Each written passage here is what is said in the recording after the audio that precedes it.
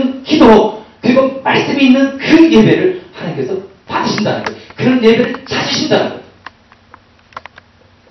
우리 이런 이 예배를 드려야 되는 것이죠. 예배자는 또 어떻게 또 예배를 드려야 되겠습니까? 예배자. 예수 그리스도의 고난, 예수 그리스도의 죽음, 예수 그리스도의 부활, 예수 그리스도의 승천을 그대로 믿고 드리는 예배자. 이 예배자가 어떻다고요? 진정으로 하나님께 예배드리는 거예요. 이 믿음 가지고 예배드려야 되는 거예요.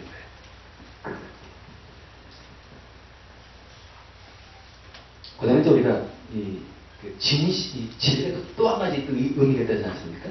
진심. 여러분, 하나님은 살아계시고 예수 그리스도 나의 영혼을 구원해 주시고 그렇다면 우리가 예배를 어떻게 드릴 수 있겠습니까?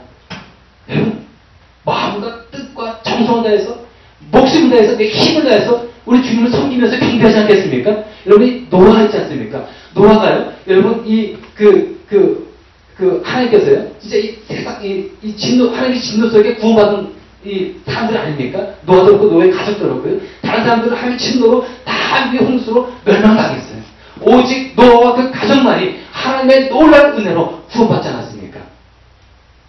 그 구원받은 그 노아와 그 가족들이 여러분 그 나와가 제사 드릴 때 얼마나 감격하면서 얼마나 하나님의 은혜에 감사하면서 하나님께 예배드렸겠습니까? 자, 이 노아가 어떻게 예배드렸는지 여러분 아시겠죠? 정말 진심 다해서 정성을 다해서 온 마음을 다해서 자기 목숨 내놓고서라도 이 예배를 드렸을 거라고요. 그 정성, 그 진심, 바로 이런 예배를 우리 하나님께서 받으신다는 거예요. 하나님께서는요, 오늘 우리들도 그런 예배를 드리길 원합니다. 여러분, 우리가 어떻게 구원받은 겁니까? 우리가 생각해 바르지 않겠습니까? 여러분들, 우리는 주님의 자식이 태어나지 않았습니까? 주님의 자식이 태어났기 때문에 당연히 멸망당할 수밖에 없는 거예요. 그런 우리들을 하나님께서는 어떻게 하셨습니까? 구원해 주셨잖아요.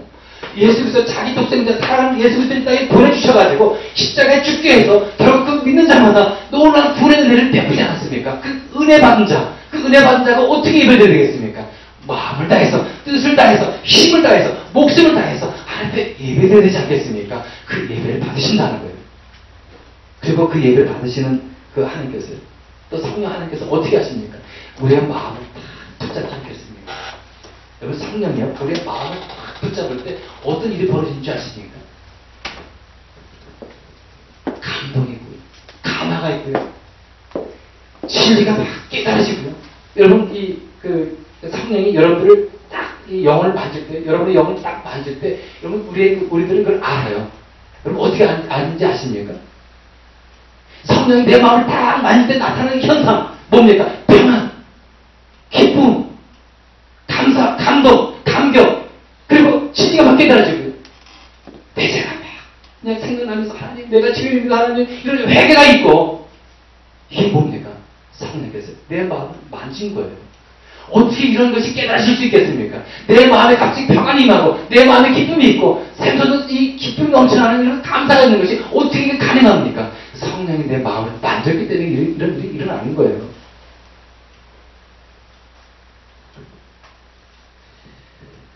뿐만 아니죠. 찬양 좀 못 불러도요, 음치라도요, 내 영혼에서 우러나오는 이런 뜨거운 감격이 젖은 이 찬양으로 퍼지지 않겠습니까? 저도 이 음치지만은요, 찬양할 때는 정말 진짜 힘차게 부릅니다. 저는 내가 이렇게 한다고 생각하지는 않아요. 음치가 어떻게 힘차게 찬양할 수 있겠습니까? 이 앞에 서가지고. 저는 성령께서 만져주셨다고 생각이 돼요. 뿐만 아니죠. 아무리 냉담한 사람이라 할지라도요, 성령께서 딱 만져주시면은요, 그 사람이 뜨겁게 변해지는 거예요. 아무리 곧된 사람이라 할지라도요, 성령이 만져주면은요, 그 사람이 변하게 되어 있는 거예요. 뿐만 아닙니다. 성령께서요, 나를 만져주시면요, 나는요, 용광로처럼 뜨거워지는 거예요. 뜨거운 헌신하게 되고요, 뜨거운 열정 속에서 신앙생활을 하게 되는 것이고, 나를 불태우고 나를 뜨겁게 달구는 것이 무엇입니까? 결국 예배라는 거예요. 여러분, 한 시골 교회에서요, 한 교인이 목사를 찾아가가지고, 나는 이제 예배 참석하지 않겠습니다라고 이제 얘기를 했습니다. 자기는 아마도 이제 교회에 무슨 실망이 있었던 모양이에요.